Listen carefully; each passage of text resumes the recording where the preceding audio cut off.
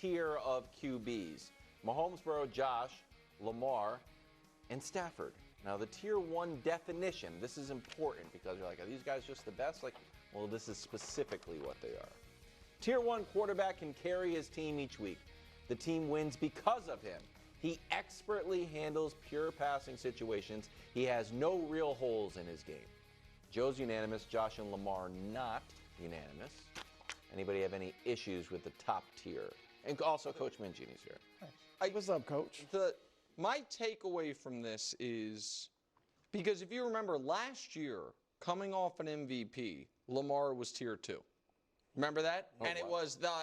So this was Lamar's. And that was those numbers weren't terrific. His passing, and so these coaches and executives, what they value mirrors a lot of what coach values, which is that last line you read, which is pure passing situations, which is why you could justify having Joe Burrow. Again, he's on the same tier as Josh and Lamar, but Josh and Lamar were not unanimous. Joe was, and it's because other than Mahomes, and this is, I think, the point Coach was making a few weeks ago that I disagreed with him on, but it's echoed here, 3rd and 9, who do you want? These GMs are saying, I'd like that guy. Now, I don't think I'd rather have Josh Allen than any quarterback but Patrick Mahomes, because in 3rd and 9, he can throw it, but he also can run it for those 9 yards. Like him running for first down on 3rd and long, not only is it not crazy, it's pretty typical. Yeah. And so I just think Josh has more ways to hurt you and is not as flawed passer as he was early in his career to where it dips down. But that's, to me, the way I read this. But when you look at the definition, it's what I talk about all the time, where the whole stadium knows you have to pass. Who is that guy that can go in there and be the most effective in that moment? And obviously, Patrick gets the nod over Burrow because he's done it in the biggest moments and he's done it so consistently. But then Burrow's the next guy. We're from a pure passing perspective, which is the most important trait of the quarterback.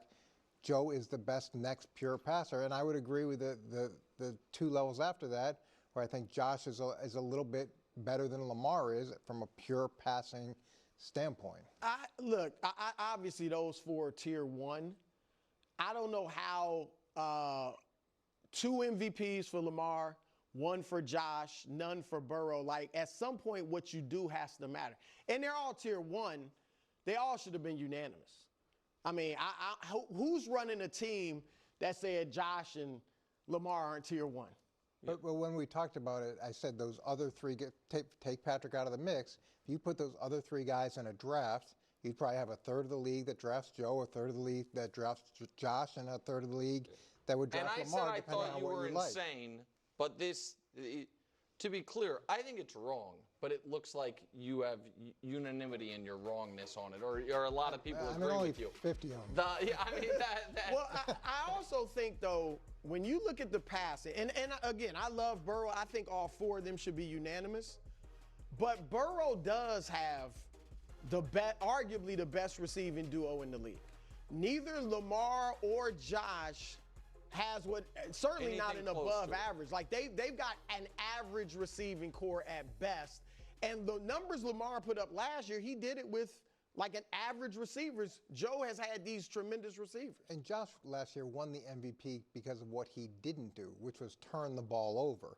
And that was a huge knock against him. And that's still every time you start the next season, it's which Josh Allen are we going to get? The one that had the 19 or 21 turnovers, whatever it was, or what we saw last year. And then with Lamar, it's been in the biggest moments, can he perform? And up till last year, now I know he had those 2 drops, but up until last year, hadn't beaten Pittsburgh, and in big moments, hadn't come up big. So now, as you go into this next season, are we going to get the Lamar that can come up in big moments, or are we going to get the Lamar that doesn't? But this is where and again, 2 years ago, I was the guy saying, everyone has elevated. We weren't even talking about Lamar like this 2 years ago because he was coming off 2 years where he got hurt. I was the guy saying everyone elevated Josh Allen above Joe Burrow because Josh lost to Mahomes in spectacular fashion and Burrow beat Mahomes and we didn't care. And I thought it was insane. But now 2 years removed, when we are talking about Josh and Lamar versus Burrow, Josh, once he removed the turnovers, to me, is clearly the second most dangerous player in the league. Like that, Josh Allen, when he's not turning the ball over at a historic rate, which he was early the first 4 years of his career, there's very few holes in the game that you can find. And Lamar, I am probably Lamar's loudest skeptic on TV, but I can't hold Lamar's playoff failures against him to elevate a guy who hasn't completed a single pass in the playoffs the last couple years because he hasn't been in it. Like that to me is dirty pool, to be like, you were here, but because you screwed up in the playoffs, you fell here, and this guy who missed the playoffs just stays there. Like that. But so as that you look to at me the is body not fair. As you look at the body of work, though, you're also, as a GM or head coach, thinking, who can beat the best player in the NFL? And Joe Burrow has shown that he can beat the best player in the NFL. So you get credit for that point. All right, there I we go. agree with that, Coach. There we go. If you beat the best player if you beat the best team, if you score 4 touchdowns. Well, if you're the reason that you beat the best player in the NFL, if you throw 3 touchdowns. Yeah. So let's go to him, KW. Who are you even talking about? Well, Mine's a hypothetical. KW. It's the only thing you want to talk about ever. Meanwhile, Super Bowl MVP Jalen Hurts tied for 9th. C.J. Stroud in Tier 2. There's 9 guys total in Tier 2. Now here's the definition of Tier 2. Oh, Jaden Herbert, Goff, Stroud, Hurts, Bake Show, Dak, J-Lo, and Purdy. Again, it's fluid. Where have we heard this? This is just... Y'all mock me, you shame me, you fluid. say I don't know what I'm talking about. 50 GMs, executives, coaches, they agree with me, Coach. I mean, that's what I've been saying. 6 to 14 is what you say? He says About 5 to 15. Yeah, 5 to it's 15, fluid. 6 to 14. It's It's fluid. fluid. Yeah. You want to hear the Absolutely definition fluid. so we're all arguing about the same thing? Sure. A quarterback who can carry his team sometimes, but not as consistently. Yeah. Okay? He can handle pure passing situations in doses and/or possesses other dimensions that are special enough to elevate him above Tier 3. Yeah. He has a hole or two in his game. Can I ask, since this is your pet project, It's not. I didn't even ask do the you question. not think that paragraph right there perfectly describes Jalen? It's not a knock. Yes, Isn't I do. that I do. you? That's why I think the whole thing is nonsense. Okay. And I wrote my own definition. Okay. Yeah. Let's hear it. Would you like to hear it? I'd love nothing. Because this feels like, hey, can we write a definition to keep Jalen Hurts in Tier 2? Like, I got it. This has been the definition I for got it. The whole 15 time. years. Well, you know He's what? done these when Jalen Hurts was in Pee Wee Well, football. 15 years ago, you could have an NBA definition like not great at the three-pointer. Well, that's a big thing nowadays. Now it is. Okay, go ahead. So let's hear yours. A quarterback who can excel in any physical or emotional environment and is able to take his game to another level when the situation demands it. He has a solution for every problem. And he is so good, the league tried to outlaw his butt. I just don't think, moral of the story, situational excellence and playing really well in the playoffs is taken into account. So the other part of this, reason why I tore up the theoretical survey, is this sentence. Hurts' standing in tiers barely changed after his Eagles won the Super Bowl. Then what do we? But it also what are we barely, doing? hold on, it barely changed after they had the supernatural funk coming off a Super Bowl. He has been Tier 2. Right in the middle of Tier 2. Once he got him to the Super Bowl, he elevated to Tier 2. Then last year, he wasn't killed in this because the team he failed your own definitional test. He couldn't excel in any circumstance. That team fell apart in historic fashion, and he didn't drop that far. And then he had this year where the team took off again. Once they stopped passing the ball a ton is when they took off. Now maybe that's coincidental. He didn't elevate That super is high. true, though, for Allen. I mean, I know we're not doing that, but Josh Allen, Justin Herbert, they did it this year. Is your argument, I thought your beef was that he's tied for 9th. You're actually saying he should be Tier 1? Yes. Yeah. Well, why does Stafford deserve to be I don't think Stafford should be tier So 1. who I think that's deserves that ridiculous. fifth spot on tier 1? He thinks it should just be 4. Yeah, just those Brew 4. thinks it's a big Can I take you through why Please. he is where he is? And when you look at Jalen Hurts over the course of his career, the more that they limited him, the more successful they came. Yeah. So when Jalen Hurts threw over 30 passes, okay, look at the difference between that and when he threw under 30. So he's 39 when he's under 30 attempts.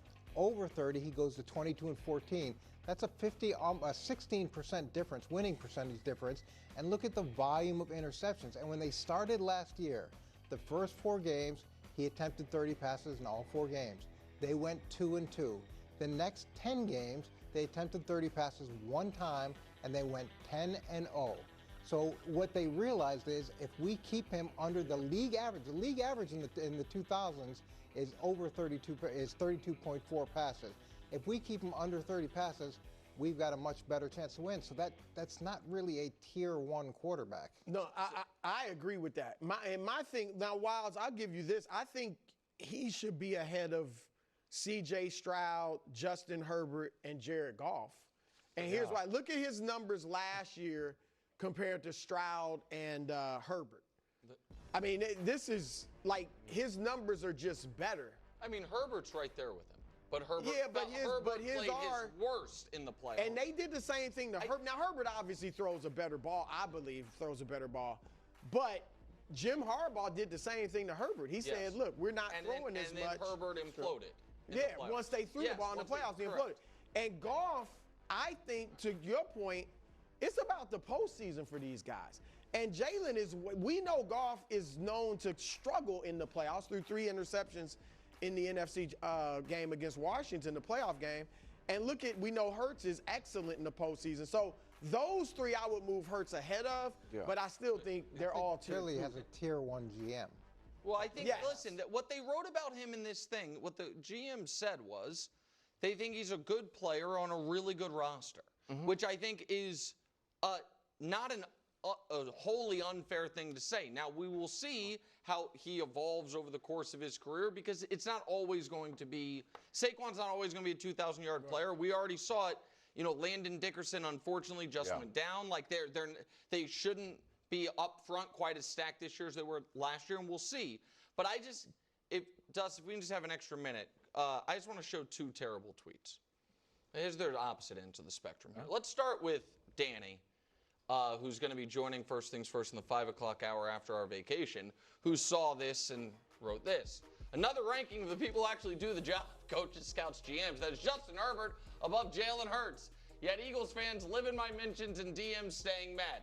Now, I can report firsthand that this tweet infuriated Kevin Wilde so much, he wrote a response tweet and then deleted it. It's not worthy of. And then, I find his tweet as ridiculous as yours. Why? Not just because yours, you were doing it every 5 days and then you got too busy, a few too many Topo Chicos on Sunday, so you had to do 24 days until 25. But you keep writing the same thing. That all these players are working so they can have a resume slightly worse than Jalen Hurts. Yeah. And I asked you this on the air once before, kind of trying to convince you to stop sending this tweet. Who are these guys that we think can win the Super Bowl, that if they win the Super Bowl and win Super Bowl MVP, they have a worse resume than Jalen? Because it's not Patrick, Josh, Lamar, Burrow, Stafford, Goff, Jaden, Purdy. Why wouldn't it be Joe Burrow? How many Super Bowls Joe? Oh, yeah, he lost one. You're right.